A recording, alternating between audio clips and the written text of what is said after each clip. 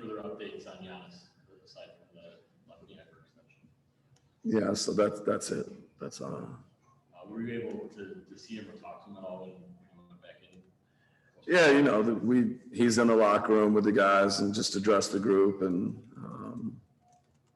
you know, but nothing, you know, above and beyond or, you know, we'll see how he is tomorrow. I guess along those lines, you have to, there's time to take as he comes off and then the sub and you have to do a timeout and try to regroup as a coach. They go on a 15-0 run after that. Just what did you sense then? How did, it seems obvious how the momentum changed, but what did you see, I guess, with your team and then the way the Hawks responded as well? Yeah, you know, I mean, they had a lot of guys play well tonight, you know, for really the whole game. So, you know, credit to Atlanta. They played well from the start. They played well coming off the, you know, the injury. You know, so we got to be better on both ends. You know, our group will gather. Our group, the character of it will come through. And we're going home. It's 2-2. We're going back to Milwaukee. But did Giannis get any imaging done tonight? No, not that I'm aware of. And then secondly, when he left, I mean, did you see that as a momentum swing in terms of physical scheming, or was that sort of a mental thing for the guys? What did you see from when he exited? I mean, you know, I think we made some headway to start the third quarter.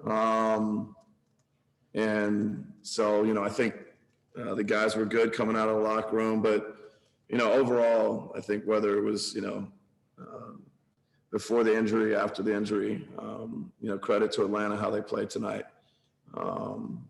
And so we got to be better for the whole game. Thank you. What did you see as it happened? Like, did you see it? Like, did you know that it happened in the moment? No, I mean, I think, you know, he just, the lob to Capela and, you know, I think he went to contest the lob and just live, it looked like their legs got tangled up or, you know, they both landed awkwardly. And that's what I saw live. I haven't seen anything else.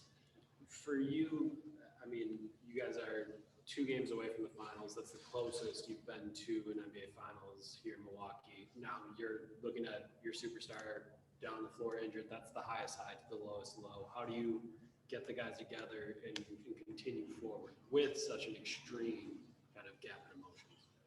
Yeah, no, I mean, it's, you know, we'll take everything as it comes. We'll evaluate it. And we've got a heck of a team, a heck of a roster. The guys will be ready to compete and play. You know, that's what it's about. And so, you know, we got a game 5. You know, we'll watch the film, we'll prepare, we'll get ready. The guys love competing. They love playing. That's what it's all about. Even before the injury, Chris, you know, was kind of having a rough night with turnovers, struggling with physicality. Drew's having a rough night as well. How do you expect those two to progress going forward?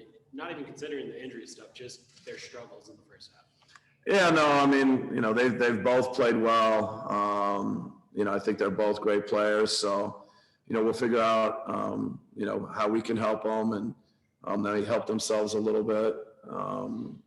You know, so I think it's you know, something to look at and, you know, work to improve on going into game 5. It seemed like Giannis had started to sort of exert himself in the start of that third quarter. Was that something you saw or talked to him about going into halftime even before the injury? Yeah, you know, I mean, at halftime, you know, we felt like we could come out and just do it possession by possession, get some stops, you know, just manage the game from half going forward. And, you know, we did have a good start to the third quarter. You know, so, you know, we got to do it from the beginning and, you know, gather and, you know, call on our character to get ready and play game 5.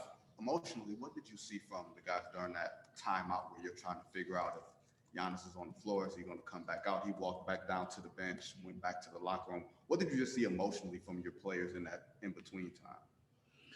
Yeah, I mean, you know, they're competing, trying to play a game. You know, I mean, obviously Giannis is their, you know, a big part of, you know, our soul and our fiber. And I'm sure there's the human element where, you know, the concern and care for him is real.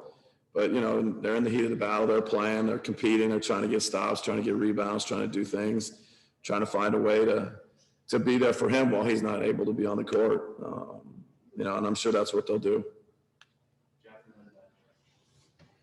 Mike, I know you mentioned Atlanta played well from start to finish, but what did you see from your guys early on when they sort of jumped to the early lead, had a 15-point lead? Did you think you were playing with the kind of purpose that you needed them to play?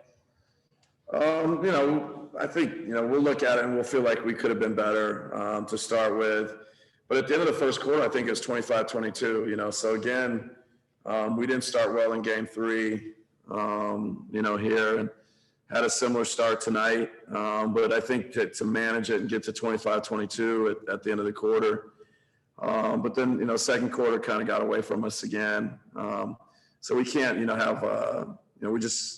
got to do it for the 48, all the little winning things that go into it on both ends of the court. So we got to work on that.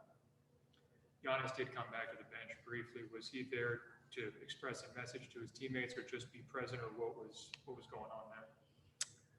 Yeah, I don't want to speak for him.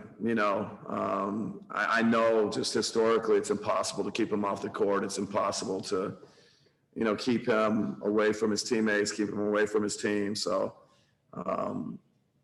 my guess is he, probably wants to play and trying to play. And if not, let his teammates know that he's there for them. Thanks, guys.